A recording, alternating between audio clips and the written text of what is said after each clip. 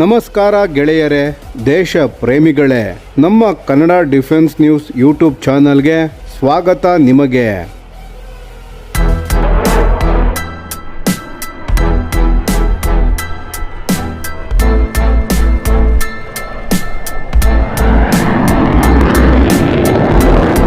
ಭಾರತೀಯ ವಾಯುಪಡೆಯ ಭವಿಷ್ಯದ ಯುದ್ಧ ಸಾಮರ್ಥ್ಯವನ್ನು ಸಂಪೂರ್ಣವಾಗಿ ಬದಲಾಯಿಸಬಹುದಾದ ಒಂದು ಮಹತ್ವದ ಬೆಳವಣಿಗೆ ಈಗ ಭಾರತ ಮತ್ತು ರಷ್ಯಾ ನಡುವೆ ನಡೆಯುತ್ತಿರುವ ರಕ್ಷಣಾ ಮಾತುಕತೆಯಲ್ಲಿ ಕಾಣಿಸುತ್ತಿದೆ. ಭಾರತಕ್ಕೆ ರಷ್ಯಾದ ಅತ್ಯಾಧುನಿಕ 5th generation stealth fighter jet ಆಗಿರುವ Su-57E ಅನ್ನು ಖರೀದಿಸುವುದು ಮಾತ್ರವಲ್ಲ, ಅದನ್ನೇ ಭಾರತದಲ್ಲೇ ಉತ್ಪಾದಿಸುವ ಅವಕಾಶವು ದೊರೆಯುವ ಹಂತಕ್ಕೆ ಮಾತುಕತೆಗಳು ತಲುಪಿವೆ ಎನ್ನಲಾಗುತ್ತಿದೆ. ಇತ್ತೀಚಿನ ವರದಿಗಳು ಮತ್ತು ಅಧಿಕೃತ ಹೇಳಿಕೆಗಳ ಪ್ರಕಾರ ನವದೆಹಲಿ ಮತ್ತು ಮಾಸ್ಕೋ ನಡುವೆ ನಡೆಯುತ್ತಿರುವ ಚರ್ಚೆಗಳು ಈಗ ಅತ್ಯಂತ ಮುಂದುವರಿದ ಹಂತದಲ್ಲಿವೆ. ಈ ಪ್ರಸ್ತಾವನೆಯ ಮುಖ್ಯ ವಿಶೇಷತೆ ಏನೆಂದರೆ, ಆರಂಭದಲ್ಲಿ ಭಾರತಕ್ಕೆ ನೇರವಾಗಿ ಸಿದ್ಧವಾಗಿರುವ ready to fly Su-57E fighter ಜೆಟ್ಗಳನ್ನು ನೀಡಲಾಗುತ್ತದೆ. ಅದರ ನಂತರ ದೊಡ್ಡ ಪ್ರಮಾಣದಲ್ಲಿ ಭಾರತದಲ್ಲೇ ಉತ್ಪಾದನೆ ಆರಂಭವಾಗುವ ಯೋಜನೆ ಇದೆ. ಜೂನ್ 2026ರಲ್ಲಿ ನಡೆದ Saint Petersburg international economic forum ವೇಳೆ ರಷ್ಯಾದ ಅಧ್ಯಕ್ಷರಾದ ವ್ಲಾಡಿಮಿರ್ ಪುಟಿನ್ ರವರು ಸಾರ್ವಜನಿಕವಾಗಿ ಈ ಪ್ರಸ್ತಾವನೆಯನ್ನು ಮತ್ತೊಮ್ಮೆ ದೃಢಪಡಿಸಿದ್ದರು. ಅವರ ಹೇಳಿಕೆ ಪ್ರಮುಖ ವಿಷಯ ಎಂದರೆ, ಭಾರತದೊಂದಿಗೆ ಜಂಟಿ ಉತ್ಪಾದನೆಗೆ ರಷ್ಯಾ ಸಿದ್ಧವಾಗಿದೆ ಮತ್ತು ತಂತ್ರಜ್ಞಾನಗಳ ಹಂಚಿಕೆಗೆ ಯಾವುದೇ ಮಿತಿ ಇಲ್ಲ ಎಂಬ ಸಂದೇಶವನ್ನು ನೀಡಿದ್ದಾರೆ. ಪ್ರಸ್ತುತ ಚರ್ಚೆಯ ಪ್ರಕಾರ ಮೊದಲ ಹಂತದಲ್ಲಿ ಭಾರತೀಯ ವಾಯುಪಡೆಗೆ ಸುಮಾರು 36ರಿಂದ 60 Su-57E ಯುದ್ಧ ವಿಮಾನಗಳನ್ನು ನೇರವಾಗಿ ಪೂರೈಸುವ ಸಾಧ್ಯತೆ ಇದೆ. ಇದರ ಉದ್ದೇಶ ಸ್ಪಷ್ಟವಾಗಿದೆ: ಭಾರತಕ್ಕೆ ಮುಂದಿನ ದಶಕದವರೆಗೆ ಕಾಯದೆ ತಕ್ಷಣವೇ 5th ಜನರೇಷನ್ ಸ್ಟೆಲ್ತ್ ಸಾಮರ್ಥ್ಯ ನೀಡುವುದು. ಇದಾದ ನಂತರದ ಹಂತದಲ್ಲಿ ಉತ್ಪಾದನೆ ಸಂಪೂರ್ಣವಾಗಿ ಭಾರತದ ಕಾರ್ಖಾನೆಗಳಿಗೆ ವರ್ಗಾಯಿಸುವ ಯೋಜನೆ ಇದೆ. ಅಂದರೆ ಕೇವಲ ಖರೀದಿ ಅಲ್ಲ, ಭಾರತದಲ್ಲೇ ತಯಾರಿಕೆ. ಇದು ಭಾರತೀಯ ರಕ್ಷಣಾ ಕ್ಷೇತ್ರದ ಆತ್ಮನಿರ್ಭರ ಭಾರತದ ಗುರಿಗೆ ದೊಡ್ಡ ಬಲ ನೀಡುವ ಹೆಜ್ಜೆಯಾಗಬಹುದು.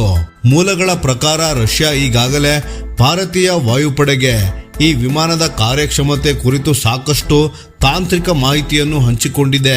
ಇನ್ನೊಂದು ದೊಡ್ಡ ವಿಷಯ ಏನೆಂದರೆ, ಭಾರತ ಕೇಳುತ್ತಿರುವ ತಂತ್ರಜ್ಞಾನದ ವರ್ಗಾವಣೆ ಮತ್ತು ಸ್ಥಳೀಯ ಕೈಗಾರಿಕೆಗಳ ಪಾಲ್ಗೊಳ್ಳುವಿಕೆ ವಿಷಯದಲ್ಲಿ ರಷ್ಯಾ ಬಹಳ ಲವಚಿಕತೆಯನ್ನು ತೋರಿಸುತ್ತಿದೆ.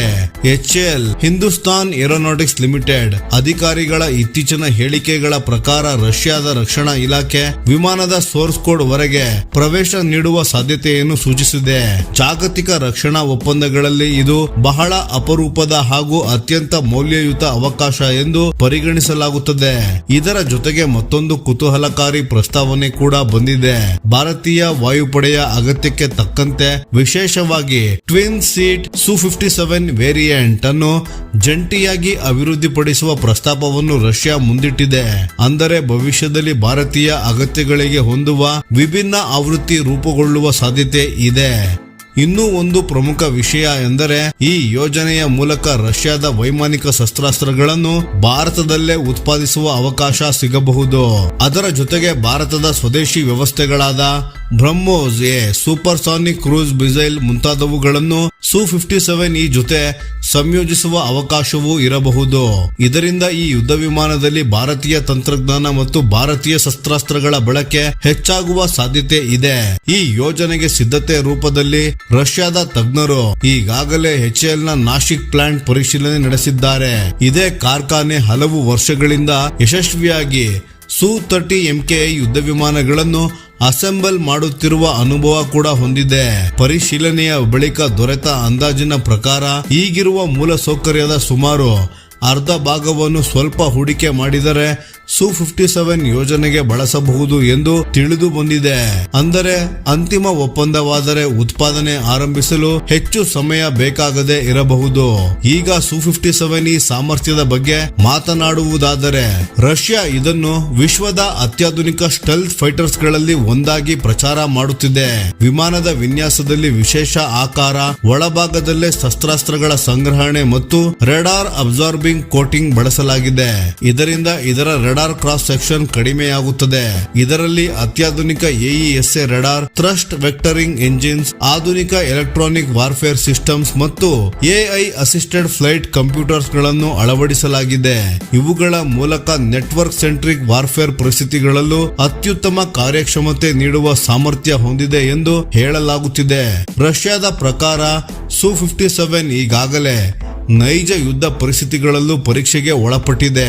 ವಿಶೇಷವಾಗಿ ಬಲವಾದ ಏರ್ ಡಿಫೆನ್ಸ್ ನೆಟ್ವರ್ಕ್ ಮತ್ತು ಗಂಭೀರ ಎಲೆಕ್ಟ್ರಾನಿಕ್ ಜಾಮಿಂಗ್ ಪರಿಸ್ಥಿತಿಗಳಲ್ಲೂ ಕಾರ್ಯನಿರ್ವಹಿಸಿದೆ ಎಂದು ಹೇಳಲಾಗುತ್ತಿದೆ.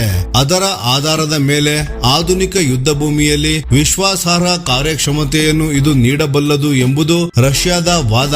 Su-57 ಪರ ವಾದಿಸುವ ತಜ್ಞರುಗಳ ಪ್ರಕಾರ ಇದರ ಸ್ಟೆಲ್ತ್ ಸಾಮರ್ಥ್ಯ, ಅತ್ಯಾಧುನಿಕ ಸೆನ್ಸಾರ್ ವ್ಯವಸ್ಥೆಗಳು ಮತ್ತು ಒಳಾಂಗಣ ಶಸ್ತ್ರಾಸ್ತ್ರ ಸಾಗಣೆ ಸಾಮರ್ಥ್ಯ ಭಾರತೀಯ ವಾಯುಪಡೆಗೆ ಇಂದಿನ 4th ಜನರೇಷನ್ ಫೈಟರ್ ಗಳಿಗಿಂತ ದೊಡ್ಡ ತಾಂತ್ರಿಕ ಮುನ್ನಡೆ ನೀಡಬಹುದು. ವಿಶೇಷವಾಗಿ ಆಕಾಶದಲ್ಲಿ ಪ್ರಾಬಲ್ಯ ಸಾಧಿಸುವುದು ಮತ್ತು ನಿಖರ ದಾಳಿಗಳನ್ನು ನಡೆಸುವ ಸಾಮರ್ಥ್ಯದಲ್ಲಿ ಮಹತ್ವದ ಬದಲಾವಣೆ ತರಬಹುದು. ಭಾರತದ ಸ್ವದೇಶಿ AMCA advanced medium combat aircraft ಸಂಪೂರ್ಣವಾಗಿ ಸಿದ್ಧವಾಗಲು ಇನ್ನೂ ಕೆಲವು ವರ್ಷಗಳು ಬೇಕಾಗುವ ಹಿನ್ನೆಲೆ ಮಧ್ಯಂತರ ಪರಿಹಾರವಾಗಿ Su-57 ಈ ಒಂದು ಗಂಭೀರ ಆಯ್ಕೆಯಾಗಿ ಕಾಣಿಸುತ್ತಿದೆ. ಆದರೆ ಅಂತಿಮ ನಿರ್ಧಾರ ಭಾರತ ಸರ್ಕಾರ ಮತ್ತು ಭಾರತೀಯ ವಾಯುಪಡೆಯ ತಾಂತ್ರಿಕ ಹಾಗೂ ಕಾರ್ಯತಂತ್ರದ ಮೌಲ್ಯಮಾಪನದ ಮೇಲೆ ಅವಲಂಬಿತವಾಗಿರುತ್ತದೆ. ಮುಂದಿನ ದಿನಗಳಲ್ಲಿ ಈ ಮಾತುಕತೆ ಯಾವ ದಿಕ್ಕಿನಲ್ಲಿ ಸಾಗುತ್ತದೆ ಎನ್ನುವುದು ಭಾರತದ ವಾಯುಶಕ್ತಿಯ ಭವಿಷ್ಯವನ್ನು ನಿರ್ಧರಿಸಬಹುದಾದ ಮಹತ್ವದ ಬೆಳವಣಿಗೆಯಾಗಿರಬಹುದು. ಸ್ನೇಹಿತರೆ, ಈ ವಿಷಯದ ಬಗ್ಗೆ ನಿಮ್ಮ ಅನಿಸಿಕೆ ಮತ್ತು ಅಭಿಪ್ರಾಯಗಳನ್ನು ದಯವಿಟ್ಟು ಕಾಮೆಂಟ್ ಮಾಡಿ ತಿಳಿಸಿ. ಧನ್ಯವಾದಗಳು.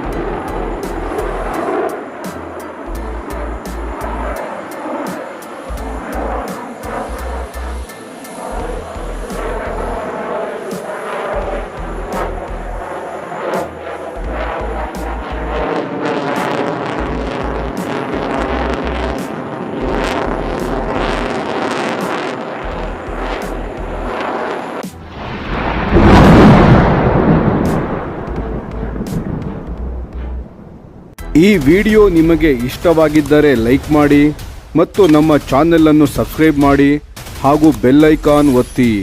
ಯಾವ ಅಪ್ಡೇಟ್ಗೂ ಮಿಸ್ ಆಗಬೇಡಿ. ಡಿಫೆನ್ಸ್ ಸುದ್ದಿಗಳನ್ನು ತ್ವರಿತವಾಗಿ ಪಡೆಯಿರಿ. ನಿಮ್ಮ ಬೆಂಬಲವೇ ನಮ್ಮ ಶಕ್ತಿ.